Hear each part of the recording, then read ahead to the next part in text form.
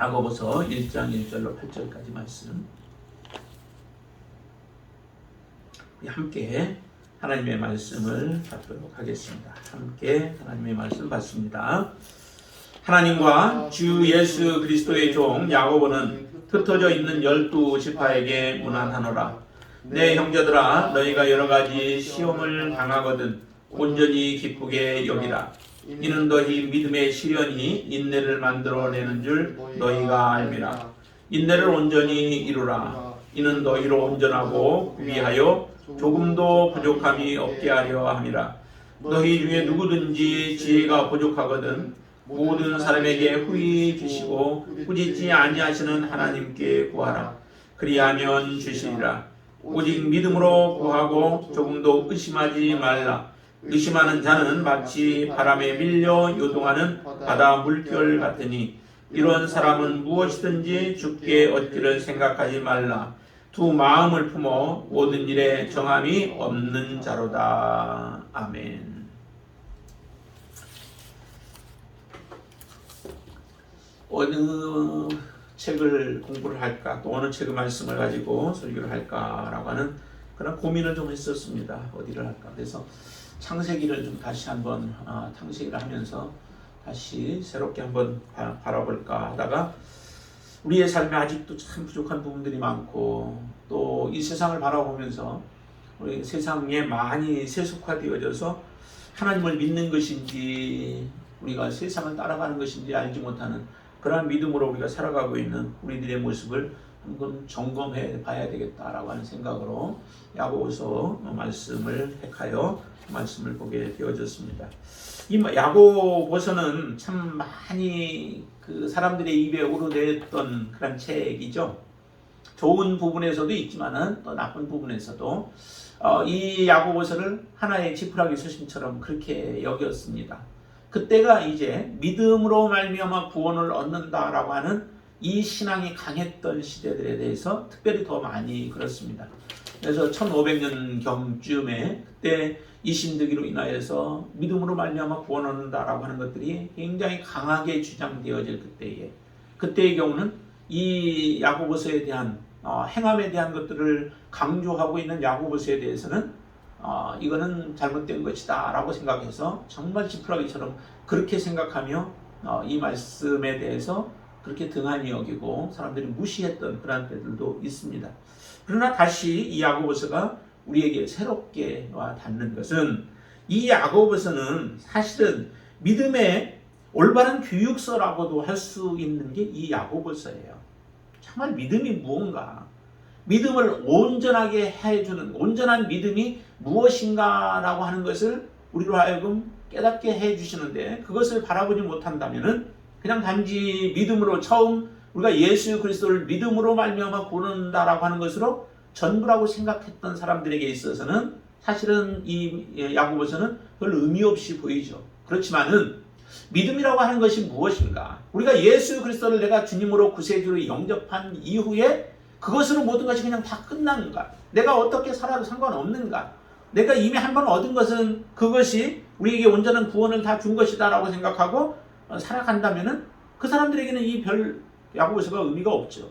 그러나 이 야고보서는 한번 우리가 예수 그리스도를 영접하여 믿음으로 말미암아 거룩하게 된 하나님의 자녀들이 이 땅에서 어떻게 하나님의 빛을 비추며 소금의 삶을 살아가느냐라고 하는 것들에 관심 갖고 그것을 고민하는 사람들이라면은 이 야고보서는 우리가 반드시 우리가 보고 이 말씀들을 우리가 붙잡고 살아내야 할 그런 말씀인 거예요. 굉장히 중요한 부분들이죠.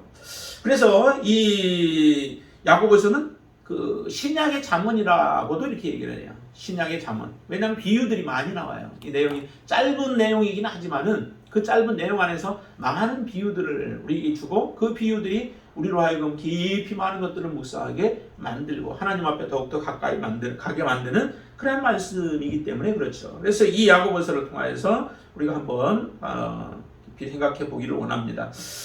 이 야고보서는 특별히 누구에게 지금 쓰여있는 1절에 이렇게 표현합니다. 하나님과 주 예수 그리스도의 종 야고보는 흩어져 있는 12지파에게 문안한다. 그래서 12지파, 흩어져 있는 12지파들, 그 지파들에게 쓰고 있는데 그 쓰는 내용이 뭐냐면은 너희들이 세속화 되어졌다라고 하는 거예요. 하나님의 자녀들은 거룩한 모습으로 분리되어져서 분별된 모습으로 그들은 거룩하게 유지하며 살아가야 하는 하나님의 백성들인데 세상 가운데 흩어져 살다 보니 너희들이 지금 너무도 세속화되어져 있는 너희들의 삶이다라고 하는 것을 야고보는 지적을 하면서 그들로 하여금 이제 온전한 믿음을 갖기를 원하는 거죠. 그래서 참된 경건을 너희들이 보여라 라고 지금 1장에서는 그 내용을 가지고 얘기를 합니다. 참된 경건을 너희들의 삶 가운데서 실제적으로 보여라. 그게 하나님의 자녀들의 모습이다 라고 하는 것을 말씀하고 있는 것입니다. 저는 이렇게 제가 커피를 좀 좋아했었죠. 그래서 좋아해서 커피를 마셨는데 이전에 그 압력으로 이렇게 팍 해가지고 빼는 그런 커피가 있잖아요. 그렇게 해서 했더니 이 커피가 이상하게 다른 데서 보통 먹는 커피하고 좀 달라요. 이게 색깔이 굉장히 탁해. 깨끗하지 않고 탁해요. 왜 이런가? 거기도 보면 쇠로 된 필터가 있거든요. 그것을 통해서 이렇게 걸러서 나오는데 근데 걸르고 나면은 이상하게 탁해가지고 이게 커피인가 할 정도로 그렇게 보여져요. 그래서 이제 그것에 대해서 조금 이제 버리고 다른 걸로 교체를 했죠. 그래서 필터를 가지고 걸은 그 종이 필터 그걸로 걸러서 그렇게 갈아가지고 걸러서 내는 걸로 했더니 걸러 놓으니까 굉장히 맑아요. 보통 이제 파는 그 커피하고 똑같아요. 그래서 그걸 하나를 바꿨더니 필터를 거쳐서 나오니까 그것이 아주 맑은 커피가 되어졌어요. 그거는 굉장히 좋아해요. 그래서 그거를 먹었는데 그런 생각이 들어요. 이 야고보서가 모든 그리스도인들에게 있어서 하나의 필터와 같은 역할을 한다라고 생각해요. 필터, 다시 말하면 우리의 삶에 이 말씀을 통하여서 비추어 보면은 우리의 삶이 어떠한 모습인가라고 하는 것이 그대로 드러나죠. 여기서도 비유로 이런 얘기들을 해요. 거울에다 비추어져. 하나님의 말씀은 하나의 거울에다 비추어서 우리에게 비유로 얘기를 합니다. 거울은 우리가 매일 보죠. 아침마다 또 저녁에도 보는 사람들도 있고요. 화장실 들어가면 또 보기도 하고 계속해서 우리가 봐요. 보는 이유가 있죠. 그 보는 이유는 그것을 보고 우리가 무언가 흐트러진 부분들이 무엇이 있는지, 무엇이 묻어있는 것들이 있는지 이런 것들을 보면서 그것을 고치기 위함이 거울을 보는 우리의 목적이죠. 하나님의 말씀이 그렇다는 거죠. 하나님의 말씀에 우리의 자신을 비추어 보면은 내가 지금 나의 믿음의 그 현 주소가 어느 단계에 와 있는지, 어떤 모습인지 그것을 그대로 비추어 주죠. 이 야고보서의 모습을 우리가 읽으면서 우리의 모습이 그렇게 비춰진다는 거예요. 나의 모습은 과연 어떤가? 이 말씀 하나하나에다가 우리의 삶의 행동에 우리의 생각들을 비추어 보면은 과연 내가 지금 어떻게 하나님을 섬기고 있는가? 하나님 앞에 참된 경건을 내가 이루며 살아가고 있는지 아니면 세상과 하나가 돼서 완전히 단짝이 되어져서 세상 가운데서 살아가고 있는 그리스도인의 무늬만 있고 그리스도인의 참된 삶은 없는 그런 모습으로 살아가고 있는지가 그대로 비추어진다는 거죠. 여러분들의 모습은 어떤 모습인가? 정말 참된 경건의 모습을 보이며 살아가고 계신가요? 우리가 그렇지 않다면 다시 한번 이 말씀을 통하여 우리가 하나님 앞에 온전히 설 수 있게 되기를 바랍니다. 몇 가지 이제 특징들은 있어요. 이 성경을 통해서 전체 이 야고보서는 짧지만은 전체 성경을 배경으로 두고서 기록되어지기도 했어요. 그래서 많은 성경들을 인용하기도 했고요. 그리고 죄의 출발이라든지 하는 이런 부분들까지도 이야기를 하고 있고 특별히 말씀에 대해서 많이 강조를 해요. 짧지만은 말씀에 대해서 많이 강조를 하고 말씀을 많은 비유들로 들어서 이야기를 하고 그리고 기도에 대해서 특별히 5장 같은 데 가면은 기도에 대한 부분들을 굉장히 많이 강조하고 있는 그런 성경이에요. 꼭 행위만이 이야기하는 게 아니라 그런 부분들도 많이 우리에게 말을 하고 있다라고 하는 것들을 먼저 염두에 두고 그러면 참된 경건이 무엇일까? 참된 경건이 무엇인지에 대한 부분을 오늘 본문 안에서는 두 가지의 내용을 우리가 같이 보고자 합니다. 첫 번째는 그 경건이라고 하는 것이 뭐냐면 참된 경건이 2절로부터 4절까지의 말씀에서 보시면은 한번 같이 읽어볼까요? 2절로부터 4절까지. 내 형제들아 너희가 여러 가지 시험을 당하거든 온전히 기쁘게 여기라. 이는 너희 믿음의 시련이 인내를 만들어내는 줄 너희가 알미라. 인내를 온전히 이루라. 이는 너희로 온전하고 구비하여 조금도 부족함이 없게 하려 함이라. 그렇게 말씀하는데요. 시험을 만날 때, 시험은 사실은 두 가지예요. 우리가 두 가지로 보죠. 시험이 두 가지인데, 하나는 환난과 같은 거고, 굉장히 외적인 압박이 오고 외적인 고난들이 오고 또 어려움들이 우리에게 찾아오는 것들이 있어요. 이러한 환난이 우리에게 있죠. 이러할 때 우리가 어떻게 해야 할 것인가 라고 하는 부분과 또 하나의 시험이 있는데, 그 시험은 달콤한 시험이에요. 아까 첫 번째 얘기한 거는 하나의 쓴 시험이라고 한다면은, 이 달콤한 시험이 있어요. 그것은 유혹이라고 이렇게 표현을 하죠. 유혹, 우리에게 유혹이 다가오는 것들이 있습니다. 그 유혹은 때로는 이 세상에 어떻게 살아가야 할 것인가 라고 하는 그 생활의 염려들, 생활의 염려로 인하여서 우리의 마음이 둔해지는 경우들도 생겨지죠. 그런 생활의 염려로 인하여서 하나님 앞에 온전한 믿음으로 서지 못하게 만드는 것들이 있다는 거예요. 그런 유혹에 빠지죠. 좀 더 돈을 많이 준다고 하면은 우리가 직장을 옮기기도 하고 그러죠. 그런데도 그 거리가 멀어도 만약에 옮겨지고 이렇게 한다면은 우리의 신앙생활은 점점 더 어려워지죠.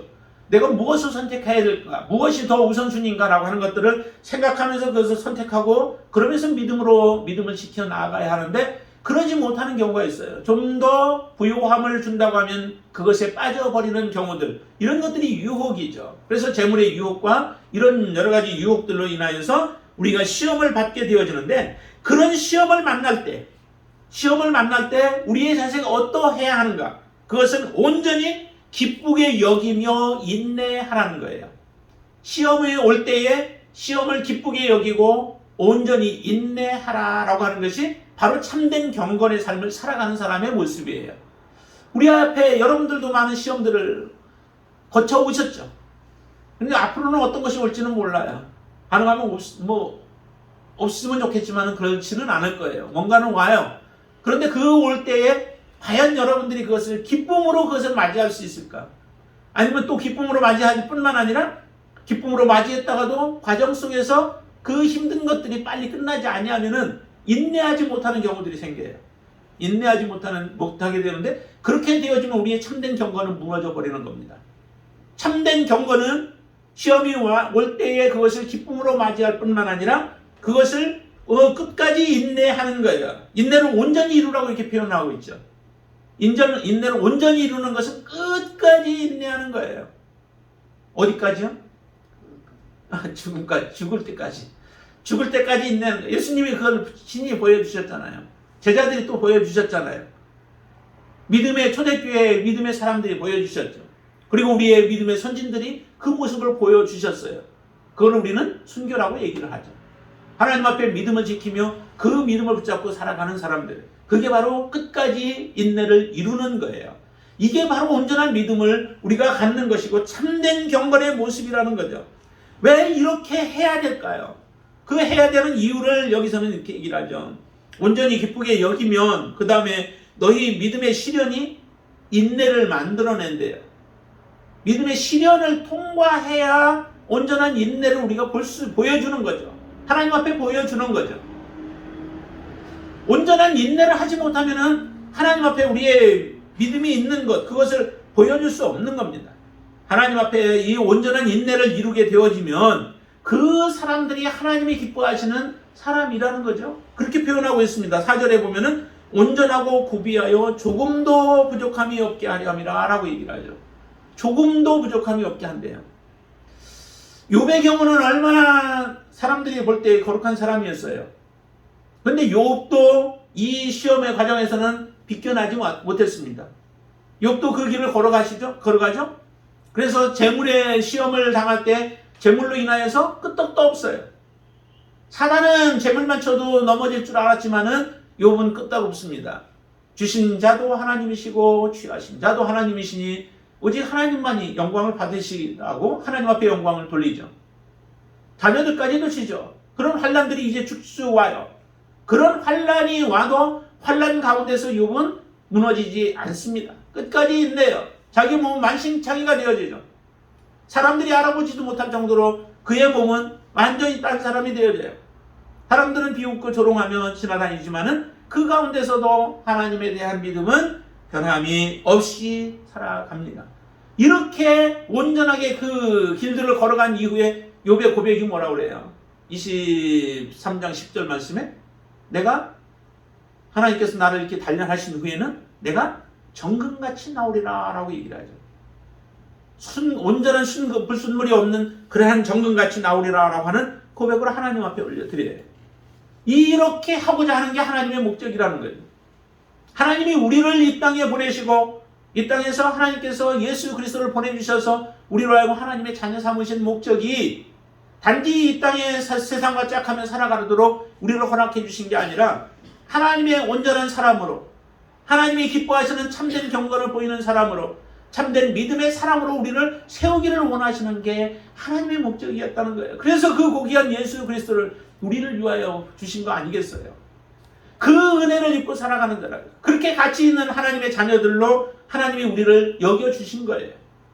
그 은혜 속에서 살아가는 자들이 마땅히 이룰 것이 하나님 앞에 섰을 때 온전하고 구비하여 조금도 부족함이 없는 모습으로 우리를 세우고자 하나님은 그렇게 하셨다는 거예요. 그 길은 반드시 이 과정들이 필요한 거예요. 연단의 과정들이 필요한 거죠. 이런 시련이 필요한 거예요. 이런 시련을 통하여서 걸음종이를 거쳤던 그 커피 물이 맑게 되어지듯이 우리의 모습이 그렇게 되어지는 거예요. 하나님은 그것을 목표를 두고 우리의 시험을 주시기 때문에 그러기에 시험이 올 때 우리는 감사할 수 있는 겁니다. 하나님 앞에 기뻐할 수 있는 거예요. 이 하나님의 목적을 알면 우리는 이런 시험이 올 때에 기뻐할 수 있는 겁니다. 이스라엘 백성들은 그러지 못했잖아요. 그런데 참 안타까운 모습이에요. 하나님이 그 큰 이적을 행하시면서 애굽에서부터 이끌어내시고 그러면서 그들을 구별해서 하나님의 나라로 하나님께서 주시겠다고 하는 약속의 땅으로 그들을 인도하여 주시는데 그 큰 하나님의 목적을 발견하지 못하고 그들은 눈앞에 있는 시련들 때문에 불평불만이 터져 나오기 시작하죠. 그러자 하나님의 약속의 땅, 눈에 보이는 그 약속의 땅을 들어가지 못하는 그런 안타까움을 갖게 되어졌습니다. 우리가 시험 앞에 어떻게 대처해야 하느냐라고 하는 것을 잘 말씀해 주고 있는 거예요. 기록해 놓은 모든 기록들은 우리의 교훈을 위해서 우리에게 유익하도록 하기 위해서 그것들을 기록해 놓았다라고 고린도 전서에는 말씀하고 있죠. 그러면서 그 내용들을 이스라엘 백성들이 불평하고 원망하고 그로 인하여서 죽게 되어졌던 그 모습들을 이야기하시면서 하나님은 얘기합니다. 하나님은 우리가 감당하지 못한 시험당함을 허락지 아니하신대요. 하나님은 오직 미쁘셔서 우리로 하여금 모든 시험당함을 감당하게 하시고 또한 피할 길들을 하나님은 주시겠다라고 약속을 하셨습니다. 하나님의 이런 약속을 우리가 믿는다면은 내가 하나님 앞에 믿음으로 서면 하나님은 그 길을 감당하게 하실 것이다라고 하는 온전한 우리의 믿음이 있는 겁니다. 그렇기 때문에 하나님 앞에 우리는 한구할 수 있는 거죠. 이 참된 경건을 우리에게 하나님 보이기를 원해요. 여러분들 지나온 과정 속에서는 우리가 어떻게 했을지 몰라도 이제 하나님 앞에 하나님이 주시는 우리의 모든 것들은 선한 것들이요. 하나님이 우리에게 허락하시는 그 시험들은 하나님의 온전한 목적을 이루고자 하는 뜻에서 계획 속에서 우리에게 허락하여 주신다라고 하는 것을 믿는다면 이제 우리는 하나님 앞에 이 모든 것들을 당할 때마다 기쁘게 여길 수 있게 되어지죠. 그리고 우리는 인내하게 되어지는 겁니다. 인내하기 위해서 우리에게 정말 필요한 것이 하나님에 대한 신실하심을 우리는 기억하는 거예요. 하나님은 신실하신 분이시고 우리 가운데 하나님은 역사하시는 분이시다라고 하는 것. 로마서에서도 이렇게 얘기합니다. 로마서 5장 3절 4절에 보면 거기는 환난은 인내를 만들어내고 인내는 연단을, 그 다음에 연단은 소망을 이루는 줄을 우리가 압니다 라고 얘기를 합니다. 환난을 통하여서 우리에게 인내를 만들어내고 인내를 통하여서 연단을 하고 그리고 나서 마지막에 결과적으로는 우리로 하여금 소망이 그대로 이루어지게 하는 거죠. 그 소망이 있을 때에 견뎌내는 거예요. 하나님이 우리에게 주실 그 축복은 여기 야고보서에서도 그렇게 얘기해요. 하나님께서 약속하신 나라를 상속하게 한다. 하나님이 약속하신 나라를 상속받게 하기 위하여서 하나님은 우리를 인도해 가시는 거죠. 그 과정 속에서 이 환난들을 우리 앞에 놓았다라고 하는 겁니다. 그러면 그것을 견뎌내는 거죠. 우리 목자를 따라가는 이유가 어디에 있습니까? 목자가 어디로 이끌지 모르죠. 양들은 과정을 몰라요. 그러나 나름대로 아는 것은 그 목자를 따라가면 자기들은 먹고 살 것이라는 거예요. 내게 필요한 양식을 주실 것이라는 거예요. 그러기에 과정 속에서 험난한 길들이 있고 가시밭길이 있고 때로는 독작밭이 있고 산을 넘고 또한 때로는 들을 지나고 여러 가지 어려움들을 지나야 해도 그 목자에 대한 신뢰가 있는 사람은 따라가는 겁니다. 요한복음 10장에서 얘기하죠. 말씀하십니다. 나는 선한 목자다. 양들은 내 음성을 안 돼요. 그러나 그 목자의 양이 아닌 양들은 음성을 듣지 못함으로 인하여 따라오지 않죠. 우리가 정말 예수 그리스도의 진정한 하나님의 자녀들이라면 주님께서 우리를 어디로 이끌어가는지 과정 속에서 어떠한 일들을 주셨는데 그 목적은 어디에 있는지를 우리가 알게 되어지고 그로 인하여서 오직 주님만을 우리는 따라가는 자들이 되어집니다. 그렇기 때문에 우리는 기뻐할 수 있고 마지막까지 인내하는 거예요. 그것이 바로 하나님 앞에 참된 경거를 보이는 거예요. 이것이 또 다르게 얘기한다면 우리의 행위예요. 그게 행함이에요. 여기서 야고보가 얘기하는 행함이라는 거죠. 그 행함이라는 것이 나가서 뭐 착한 일 뭐 하고 하는 이런 정도의 그런 행함이 아니라 이것 자체가 하나님께서 원하시는 우리의 온전한 행위로 보시는 겁니다. 이런 믿음이 정말 얼마나 중요한 거예요. 이런 과정들 없이 우리가 하나님 앞에 온전하게 되어질 수도 없고 우리가 단지 믿음으로 완성되어졌다는 생각에서 지금 우리가 살아가는 동안에 마음껏 우리 마음대로 원하는 대로 살아가는 그런 삶이 아닌 겁니다. 우리를 거룩하게 만드는 것이 지금 야고보가 우리에게 주신 말씀들이에요. 우리를 지속적으로 거룩함 속에서 살아가게 만드는 그런 말씀이라는 거죠. 그리고 두 번째 우리가 해야 할 부분이 뭐냐면은 5절부터 8절까지의 말씀 안에서 보면은 오직 모든 일에 믿음으로 우리가 하나님의 지혜를 구하는 거예요. 그렇게 얘기하죠. 오직 믿음으로 6절에 보면 오직 믿음으로 구하고 조금도 의심하지 말라. 하나님 앞에 모든 일에 대해서 하나님의 도우심을 지혜를 구하는데요. 이 지혜가 어떤 지혜를 우리가 보통 생각하는 지혜는 하나님의 비밀한 것들을 좀 깨달아 알게 해달라고 하는 어떤 그런 의미로 보통 생각하잖아요. 근데 여기에서 얘기하는 이 지혜를 구하는 것은 하나님 앞에서 우리의 믿음을 지켜낼 수 있게 해달라고 하는 그런 요구예요. 하나님 앞에 그 기도를 하는 거예요. 하나님, 나에게 시험들이 오는데 이 시험을 내가 이겨낼 수 있는 힘이 없습니다. 하나님의 지혜가 아니면 하나님의 능력이 아니면 내가 이겨낼 수 없습니다. 하나님 그러기 때문에 나에게 능력을 주세요. 이겨낼 수 있게 해주세요. 사람들은 내가 선을 행해도 악을 베풀어요. 이로 인하여 내 마음이 많이 힘들어요. 내 마음이 고통스러워요. 내 마음이 너무 괴로워요. 그렇지만은 악을 베풀어도 나는 끝까지 선을 베풀 수 있는 그런 능력을 주세요. 라고 하는 기도예요. 내가 하나님 앞에 신앙을 지킬 수 있게 해달라고 간구하는 그 기도예요. 그 기도가 바로 여기에서 얘기하는 지혜라고 하는 거예요. 하나님은 그런 자들에게 하나님의 은혜를 계속해서 베풀어 주시는 겁니다.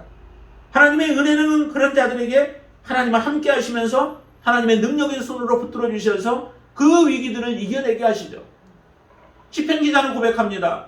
내가 시험 당하기 전에는, 환난을 당하기 전에는 내가 그렇게 행하였더니 그 환난을 통하여서 거치고 나니까 하나님을 알게 되어지고 하나님의 말씀을 깨닫게 되었다라고 하는 고백들을 하게 되어지죠. 이게 바로 하나님 앞에서 믿음으로 간구하고 하나님을 붙들고 하나님 앞에 부르짖는 자들의 하나님께서 건져주시는 역사가 일어나고 그로 인하여서 이 시험들을 이겨내는 거예요. 시험이 오지만은 우리가 굳건하게 그것을 발로 밟고 디디고 설 수 있는 그런 역사가 일어나게 해주시는 겁니다. 그건 하나님을 의지하며 기도하는 자에게 하나님은 그런 은혜를 주시는데 그게 바로 여기서 구하는 그 지혜라고 하는 거예요. 그렇게 얘기하죠. 5절 말씀 보세요. 너희 중에 누구든지 지혜가 부족하거든 모든 사람에게 후히 주시고 꾸짖지 아니하시나 하나님께 구하라. 그리하면 주시리라. 하나님은 이런 고난 속에서 하나님을 붙잡는 자를 하나님은 지켜주시기를 원하죠. 그게 진정한 하나님의 자녀이기 때문에. 고난이 오는데 하나님에게서 등지고 돌아가 버려요. 하나님을 떠나버려요. 하나님의 자녀가 아니에요. 예수님께서 그런 자들을 붙들지 않아요. 예수님에게 얼마나 많은 사람들이 왔습니까? 왔는데 그들이 자기들이 원하는 것을 주지 않으니까 떠나가버리죠. 붙들지 않아요. 제자들 향해서 말씀하시죠. 너희들도 가려느냐? 영생의 말씀이 주께 있으라며 우리가 누구로 가오리까? 하나님에게 우리의 영생이 있고 하나님께 우리의 영원한 약속이 있고 하나님께 우리의 소망이 있다면은 하나님 와서 떠나지 않아요. 하나님 와서 떠나는 자들은 하나님의 자녀가 아닌 거예요. 그 음성을 듣지 못하는 거예요. 그리고 그 환난 속에서 하나님만을 의지하는 온전한 믿음을 하나님이 요구하시는데 그 믿음이 없는 겁니다. 정말 안타까운 모습이죠. 하나님은 이렇게 그 말씀처럼 지혜가 부족하거든 모든 사람에게 주시는, 그렇죠? 모든 사람에게 하나님은 주시기를 원해요. 주시는 분이에요. 그런데 우리가 부르짖지 않는 거예요. 하나님 품으로 파고 들어가지 않는 거예요.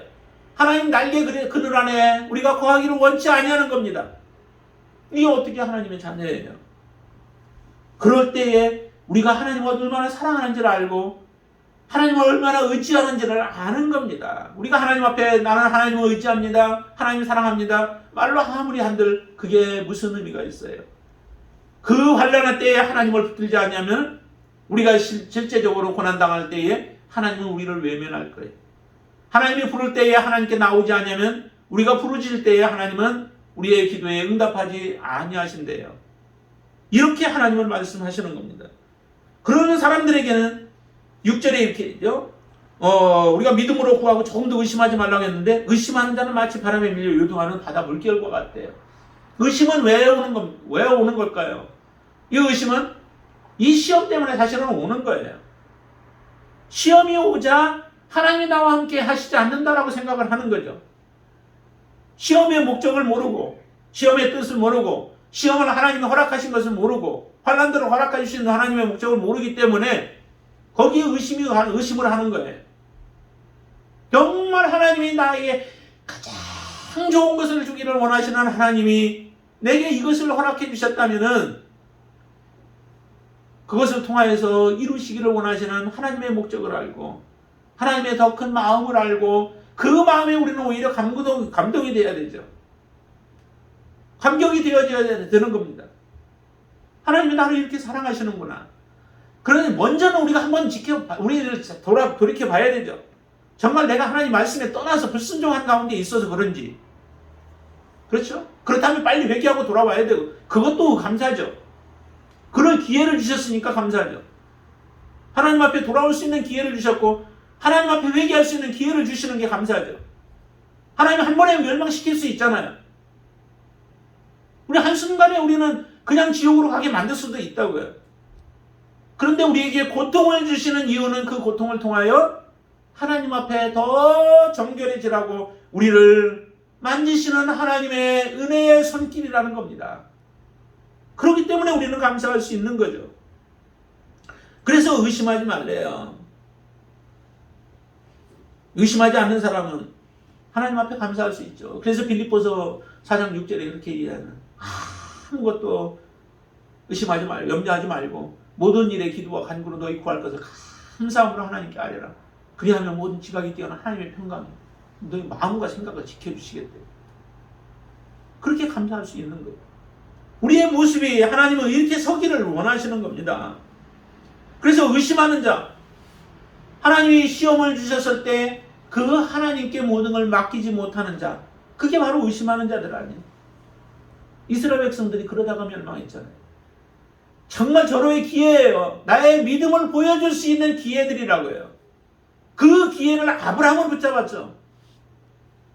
아브라함은 자기 아들 이삭을 달라고 하시는 하나님의 그 음성에 어떻게 그렇게 순종했을지 참 그러기 때문에 우리의 믿음의 조상이죠. 가장 큰 고통 아니에요. 내 목숨 달라고 하는 게 아니라 자기의 아들 달래요.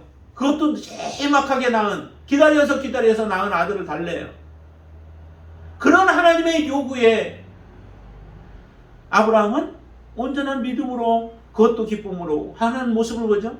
그 기쁨이 그렇다고 막 웃으면서 하는 게 아니라 하나님의 뜻에 그냥 온전한 순종이죠. 아침 일찍 일어나가지고 자기 아내하고도 상의도 안 하고 그냥 데리고 나가잖아요. 하나님의 뜻에 순종하려고. 하나님 말씀에 순종하기 위해서. 하나님의 더 큰 계획이 있는 것을 아시죠. 하나님의 뜻이 죽여도 살리실 것에 대한 온전한 믿음이 그에게 있는 거예요. 우리 안에 이런 믿음이 있습니까? 하나님이 우리에게 여러 가지 시험을 줄 때에 그것에 대해서 의심하지 않고 하나님을 신뢰할 수 있는 믿음이 우리에게 있습니다. 여러분 보세요. 우리 정말 우리의 믿음이 있는가 정말. 지금 상황들을 보면 더더욱 그렇잖아요. 정말 우리가 하나님 앞에 내가 믿음이 있습니다라고 말할 수 있을 정도인가. 우리의 현실을 지금 보면은 이 코로나라고 하는 것은 사실은 우리에게 이런 환난 아니겠어요? 교회적으로도 그렇고 개인적으로도 그렇고 또 사업적인 부분들에서도 그렇고 이런 환난들이 왔는데 환난 가운데서 우리가 이 지금 사람이 기도하는 것처럼 온전한 믿음으로 기도하는 것은 이 환난 가운데서 나의 믿음을 하나님 지키게 해달라고 우리가 기도하는 거예요. 내 믿음을 지켜낼 수 있도록 내가 말씀을 붙잡을 수 있도록 예배를 우리가 지켜낼 수 있도록 나의 기도가 하나님 앞에 온전히 드려질 수 있도록 나의 섬김의 삶이 지속되어질 수 있도록 하나님 앞에 헌신의 삶을 계속할 수 있도록 하나님 해달라고 멈추어지지 않도록 해달라고 이런 고난 속에서도 나의 믿음이 흐려지지 않도록 해달라고 우리가 기도하는 것 아니겠어요? 세상의 것 바라보지 않고 오직 하나님만 바라볼 수 있게 해달라고 기도해야 되는 거 아니겠어요? 그런 기도로 하나님 앞에 서서 우리가 지금 믿음으로 살아가고 있다면 우리의 믿음이 하나님 앞에 경건한 믿음으로 지금 우리가 살아가고 있는 사람들이지만은 이 가운데서 우리가 무너졌다면은 우리의 믿음은 지금 경건을 하나님 앞에 보이지 못하고 있는 거예요. 이것이 얼마나 우리가 계속되어질까? 얼마나 돼야 우리가 만족하겠어요? 우리는 빨리 들고 일어나야 되죠. 우리의 믿음의 자리에서 빨리 일어나서 하나님 앞에 온전한 믿음을 회복해야 돼요. 그 회복이 되어지지 않는다면은 우리 소망 없습니다. 야고보서가 왜 이런 말씀을 주시겠어요? 너희들은 하나님의 자녀라고 하지만 너희들은 지금 완전히 세속화되어 있어. 세상의 것으로 물들어 있어. 너희들 그렇게 살아가서는 하나님의 백성으로 하나님이 주시는 약속을 얻지 못해. 너희들은 소망 없는 자들이 되어줄 수 있어. 그러니 빨리 돌이키라는 거죠. 세상에서 돌이키고 세상에 세속화되어진 것들을 끊어버리고 하나님께로 돌아오라는 거예요. 다른 마음 품지 말라는 거예요. 두 마음 품지 말라는 거예요. 누가복음에서도 그러죠. 두 가지 하나님과 재물 가운데 너희들 무엇에 마음 둘 것이냐. 두 가지를 함께 섬길 수 없다는 겁니다. 세상과 우리가 하나님을 함께 섬길 수 없어요. 세상을 좋아하면서 하나님을 좋아할 수 없어요. 세상의 낙을 즐거워하면서 우리가 하나님 온전히 섬길 수 없어요. 세상의 것에 푹 빠져 있으면서 하나님을 내가 사랑한다고 거짓말하지 마세요. 우리 그렇게 할 수 없어요. 세상에 안주하면서 내가 하나님 온전히 믿음 생활하고 있다고? 아니에요. 그럴 수 없어요. 그러면 뭐하러 이걸 쓰겠어요? 그렇게 얘기하죠. 여기 7절에 보시면 그러죠. 이런 사람은 무엇이든지 주께 얻기를 생각하지 말라. 두 마음을 품어 모든 일에 정함이 없는 자다. 두 마음을 품었대요. 세상의 것과 하나님의 것 두 가지 마음을 품고 지금 살아가고 있다면은 아무것도 얻지 못한대요. 다시 말하면은 그들에게는 하나님이 주시고자 하는 영생이 없습니다. 영생 누리지 못해요. 영생 받을 수 없어요. 우리는 한 번밖에 이 땅에 살아가지 못하는 인생이에요. 그것도 짧은 인생이에요. 하나님이 주시는 것은 우리가 이루 생각할 수도 없고 눈에 보지도 못하고 또 생각지도 못하고 마음으로조차도 우리가 깨닫지 못했던 것들을 하나님은 예비하고 우리에게 주시기를 원하는데 우리는 눈에 보이는 것에 지금 연연하고 이 땅에서 우리가 그것에 만족하며 살아가고 있다면 얼마나 어리석은 자예요. 이 12지파들을 향해서 이렇게 외치는 겁니다. 너희들은 악에게 지지 말라고. 세상의 유혹에 빠지지 말라고. 세상의 유혹에 빠지면은 우리 열매 없습니다. 우리 이미 씨 뿌리는 비유 보셨죠? 씨 뿌리는 비유를 통하여서 지금 유혹들이 오죠.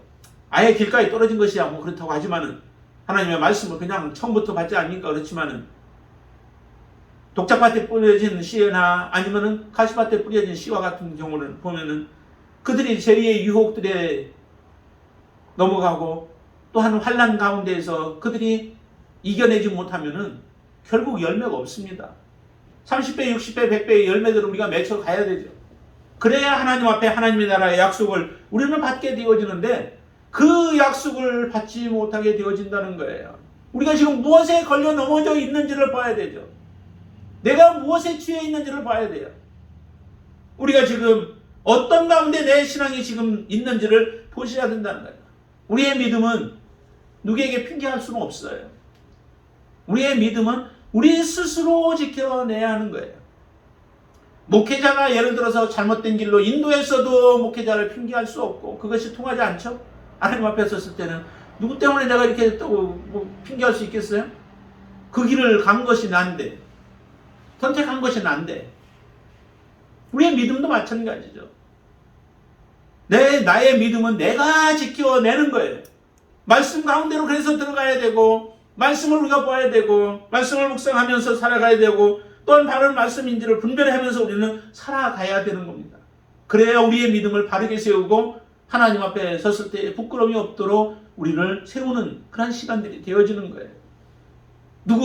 누가 이랬으니까 누구 따라가는 그것도 허용되지 않죠. 오직 하나님 앞에 하나님과 나와 일대일 관계 속에서 바르게 서고 바르게 분별하며 주님을 알아가는 그러한 지혜가 우리에게 필요한 겁니다. 그렇게 살아갈 때에 하나님의 역사를 이루어내는 자가 되어질 수 있는 거죠. 과연 우리는 지금 어떻게 살아가고 있습니까? 하나님의 나라의 백성으로 지금 살아가고 있는 거예요. 이 지혜라고 하는 것이 사실은 이 세상에서 하나님 나라의 백성으로 살아가는 능력, 그것이 바로 이 참된 지혜예요. 그런 능력으로 우리가 하나님 앞에 설 때에 그 사람은 마지막 하나님 앞에 섰을 때 잘했다고 칭찬을 받는 자들이 되어질 것이고, 지금 이 땅에서 살아가면서도 참된 경건을 우리가 드러내며 온전한 믿음으로 지금 이 땅에서 살아가는 귀한 삶이 되어질 줄로 믿습니다. 이런 삶을 저와 여러분들이 살아갈 수 있게 되기를 주님의 이름으로 축원을 드립니다. 기도하겠습니다. 아버지 하나님 감사합니다. 또 한편으로는 참으로 너무 안타깝습니다.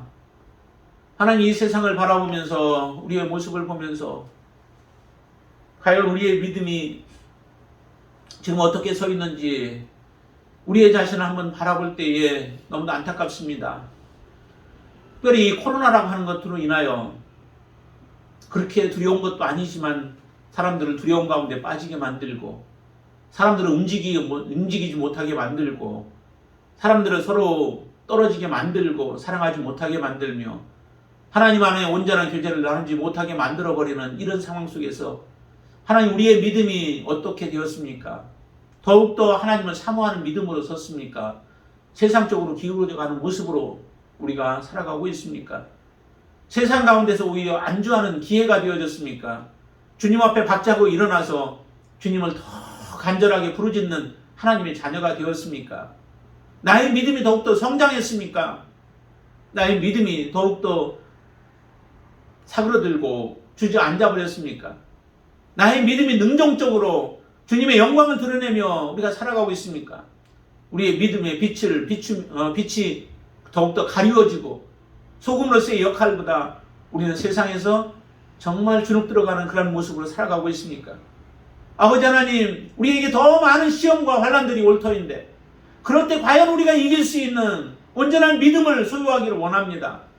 어떠한 시험 속에서도 우리가 걸러지지 아니하고 그것을 이겨낼 수 있는 믿음이 되기를 원합니다. 하나님, 우리에게 더 굳건한 믿음을 허락하여 주시옵소서. 온전한 믿음을 주시옵소서. 야고보서를 통하여서 야고보가 지금 흩어져 있는 그러한 하나님의 자녀들이라고 하는 자들의 삶의 모습을 보면서 권면하고 있는 말이 오늘 우리에게 주시는 귀한 말씀이 되어지게 하여 주시고, 우리가 하나님 앞에 온전하게 서서 주님을 섬길 수 있는 그러한 은혜를 허락하여 주시옵소서.